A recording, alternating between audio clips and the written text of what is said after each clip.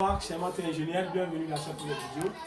Nous avons sur cette application également, nous proposons de passer à une correction digne de ce nom. Voilà, donc ici l'exercice on dit à tout complexe Z non nul, on associe ZG, GZ égale barre de fraction Z sur 2 fois Z bar.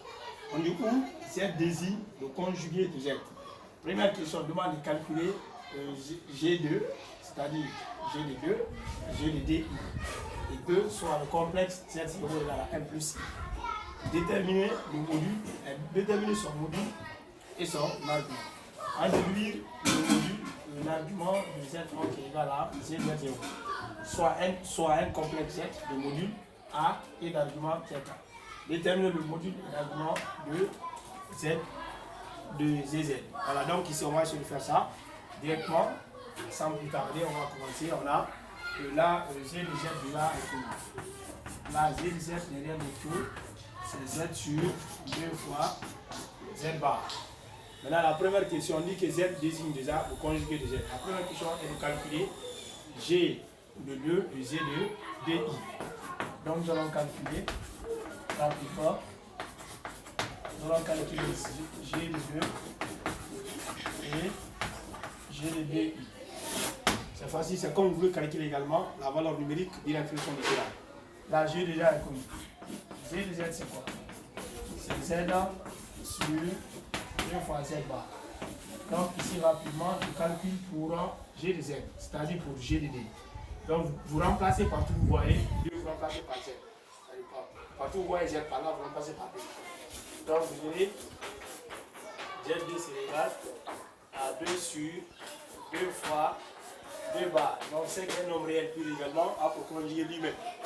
Donc ce qui veut dire que la 2 de Z c'est égal à 2 sur 2 fois 2. Donc je les simplifie. On trouve directement 1 demi. Donc G de 2 égale à 1 demi. Là, de même encore pour D de G. Donc vous remplacez. G de DI c'est égal, Z déjà est là. Donc ça fait ZI sur 2 fois DI bar. Donc on va trouver Z de 2I égale à DI sur. C'est facile ici. 2 fois. Là, ça c'est un nom complexe imaginaire plus. En tout cas, le conjugué de ça c'est quoi? C'est moins 2. Donc, en conséquence, Z de 2I c'est égal à DI sur, là on aura moins 2, donc DI c'est DI, donc on trouve que Z de DI n'est rien d'autre que moins 1, 2.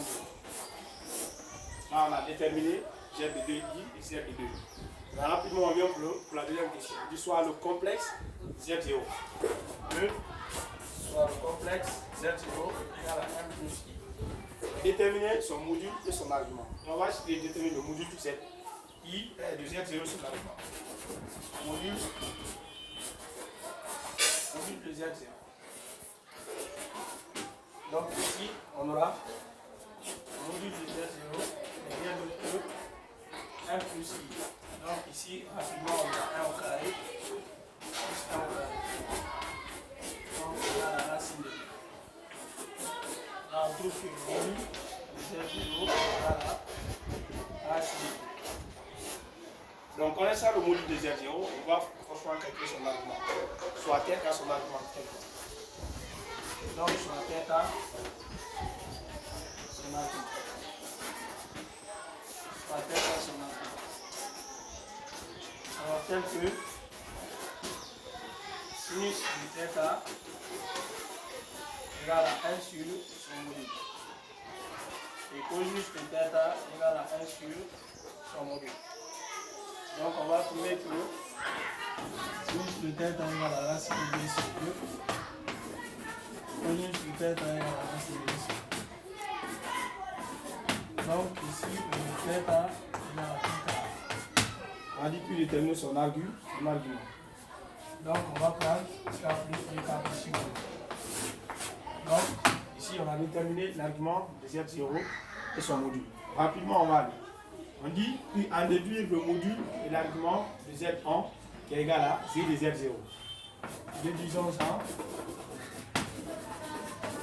utilisons ça, le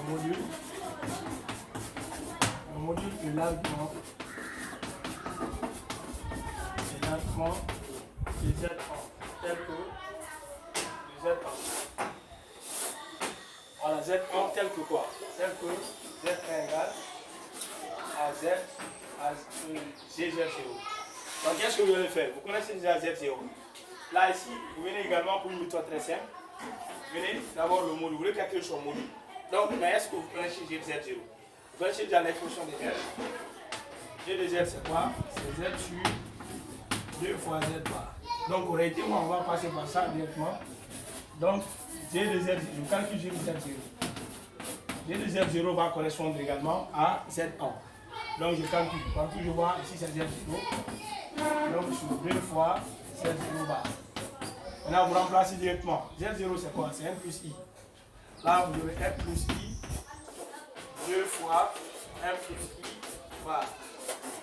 Donc, vous aurez G de Z0. C'est égal. Donc, vous aurez 1 plus I sur là 2 fois 1 moins I. Maintenant, qu'est-ce que vous allez faire?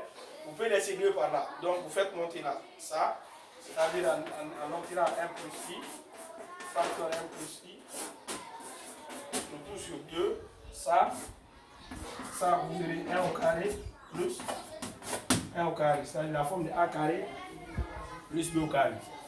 Donc, Z0, ça c'est au carré, c'est-à-dire 1 plus I au carré sur, ça c'est 2 ici, donc 2 fois 2 c'est 4. Donc, vous avez 1 plus quoi 2I, donc sur 4. Donc, G de Z0, et rien d'autre que la différence de 2 c'est 2. Donc, égal à 1 demi. Voilà. Donc, 7 ans égale à 1 demi.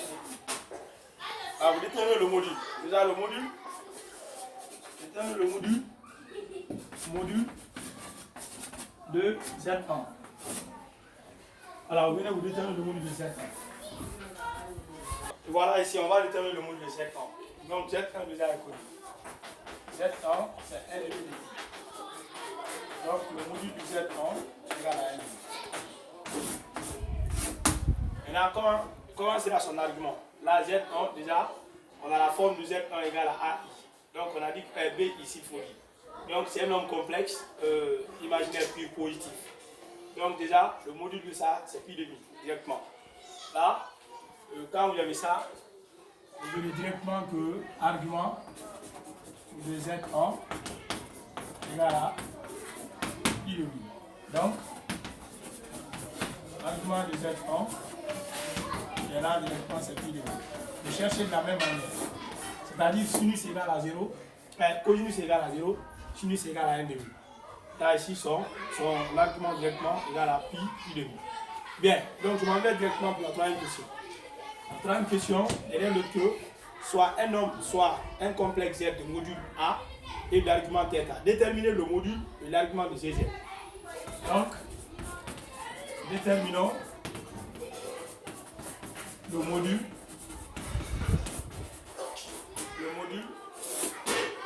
et l'argument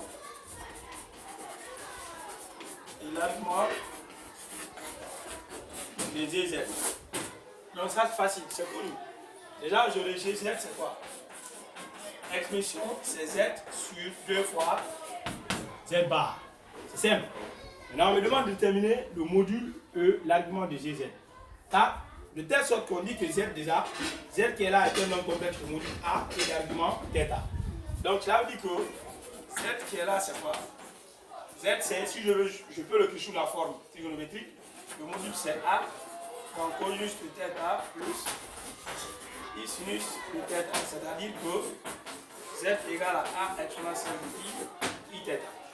Maintenant, comment sera également Z bar? Donc Z bar serait égal directement à A exponentielle de moins I θ. Maintenant, je regarde l'expression parce que c'est comme si je dois faire un encadrement de GZ. Parce que là, c'est son module, son argument. Maintenant, l'encadrement de GZ, c'est quoi?